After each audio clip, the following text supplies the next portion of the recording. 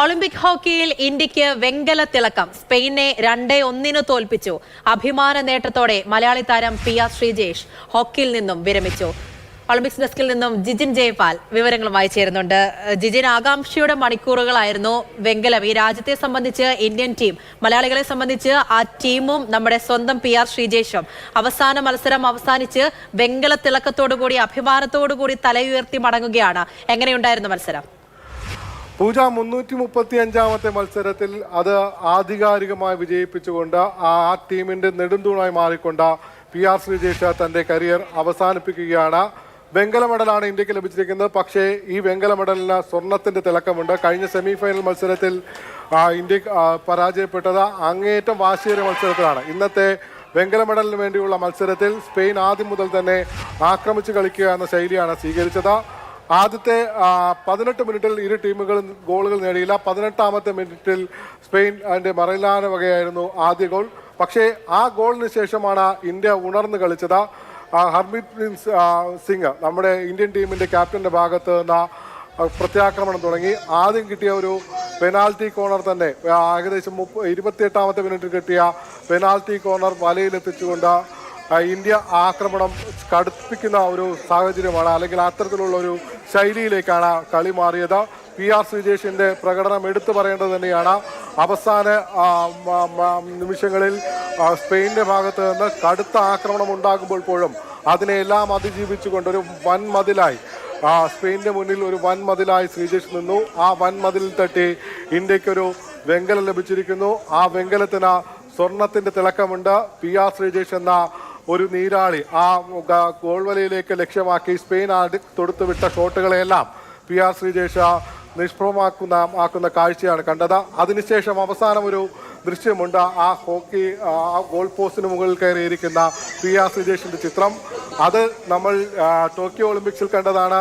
അതേ ചിത്രം ഇതാ വീണ്ടും ഇപ്പോൾ പാരീസ് ഒളിമ്പിക്സിലും കാണുന്നു. പി ആർ ശ്രീജേഷ് എന്തുകൊണ്ട് ഇപ്പോഴേ വിരമിക്കുന്നു എന്ന ചോദ്യം ആരാധകരുടെ ഭാഗത്ത് നിന്ന് ഉയർന്നു കഴിഞ്ഞു. 36 വയസ്സാണ്. കഴിഞ്ഞ 18 വർഷം കൊണ്ട് അയാൾ ഇതിഹാസം രചിച്ചിരിക്കുന്നു. ഇന്ത്യൻ ഹോക്കി പണ്ടൊരു കാലത്ത് എന്ന് പറഞ്ഞിരുന്ന ആ പഴയ യശസ്സിന്റെ കഥയല്ല. ഇപ്പോൾ പി ആർ ശ്രീജേഷിന്റെ ഈ കാലത്ത് ഇന്ത്യൻ ഹോക്കി ഏത് വമ്പൻ ടീമിനോട് മത്സരിക്കാൻ ശേഷിയുള്ള ടീമായി ഇന്ത്യ മാറിക്കഴിഞ്ഞിരിക്കുന്നു. തീർച്ചയായും കഴിഞ്ഞ തവണ ടോക്കിയോയിലും ശ്രീജേഷിന്റെ മികവിൽ തന്നെയാണ് ഇന്ത്യ വെങ്കലം നേടിയത്. അങ്ങനെ ഒരുപാട് കാര്യങ്ങൾ അഭിമാനിക്കാൻ വേണ്ടിയിട്ടുണ്ട്. ജിജിൻ ഇപ്പോൾ പറഞ്ഞതുപോലെ ഒരു സന്തോഷ വാർത്തയും ഈ ഒരു ഘട്ടത്തിൽ അറിയിക്കാം. ഇന്ത്യൻ ടീമിലെ പഞ്ചാബ് താരങ്ങൾക്ക് 1 കോടി രൂപ പാരിതോഷികം പ്രഖ്യാപിച്ചിരിക്കുകയാണ് അവിടുത്തെ സംസ്ഥാന സർക്കാർ എന്നുള്ളത്. ആ രീതിയിൽ എല്ലാവരെയും ചേർത്ത് പിടിക്കുകയാണ് എന്നുള്ളതാണ്. സ്ക്രീനിൽ മറുവശത്ത് നമ്മൾ കാണുന്നത് ശ്രീജേഷിന്റെ വീട്ടിൽ നിന്നുള്ള ആ ഒരു ആഘോഷത്തിന്റെ കാഴ്ചകളാണ്. നമ്മൾ ആ സമയം തത്സമയം കണ്ടതാണ്. അത്രത്തോളം ആവേശത്തിലാണ്. ജിനി പറഞ്ഞതുപോലെ തന്നെ ഒരുപക്ഷെ ശ്രീജേഷ് തന്നെയായിരിക്കും നമ്മളെല്ലാവരും എടുത്തെടുത്ത് പറയുന്ന ഒരു കാര്യം. എന്തുകൊണ്ട് ഇപ്പോൾ വിരമിക്കുന്നു എന്നുള്ള ചോദ്യം നമ്മൾ ചോദിച്ചപ്പോഴും കുടുംബവും ശ്രീജേഷും എല്ലാം പറയുന്ന ഒരു പക്ഷേ ഇത് തന്നെയായിരിക്കും ഏറ്റവും മികച്ച സമയം എന്നുകൂടിയാണ്. സ്വർണം നേടാനായില്ലല്ലോ, ഫൈനലിലേക്ക് എത്താനായില്ലല്ലോ എന്നൊരു സങ്കടം മാത്രമേ അവർ പങ്കുവെച്ചുള്ളൂ. പക്ഷെ അതിനിപ്പുറം അത്രത്തോളം ഒരു ആകാംക്ഷ ഉണ്ടായിരുന്നു, എവിടെയൊക്കെ പിടിച്ചു നിർത്തിയിരുന്നു ഈ ഒരു മത്സരത്തിൽ എന്നുകൂടിയാണ്. അതായത് 2 വർഷം മുമ്പാണ് പി ആർ ശ്രീജേഷ് വിരമിക്കൽ തീരുമാനം പ്രഖ്യാപിക്കുന്നത്. അന്ന് മാധ്യമപ്രവർത്തകരെല്ലാം അദ്ദേഹത്തോട് ചോദിച്ചു എന്തുകൊണ്ടാണ് ഇപ്പോഴേ ഒരു വിരമിക്കൽ പ്രഖ്യാപനം നടത്തുന്നതെന്ന്. അപ്പോൾ പി ആർ ശ്രീജേഷ് പറഞ്ഞത് സ്വരം നന്നായിരിക്കുമ്പോൾ പാട്ട് അവസാനിപ്പിക്കുക എന്നാണ്. അതായത് ഇതിനേക്കാൾ മികച്ചൊരു അവസരമില്ല, അതിന് ഏറ്റവും അനുയോജ്യമായ ഒരു വിടവാങ്ങൽ തന്നെയാണ് പി ആർ ശ്രീജേഷിന് ഈ പാരീസ് ഒളിമ്പിക്സിലെ വേദിയിൽ കിട്ടിയിരിക്കുന്നത്. പി ആർ ശ്രീജേഷിന് വേണ്ടി ഒരു ടീം ഒന്നടങ്കം എങ്ങനെ ഒത്തിണക്കത്തോടെ കളിക്കാമെന്നത് ഈ വേദിയിൽ ഈ മത്സരത്തിൽ കാഴ്ചവെച്ചു.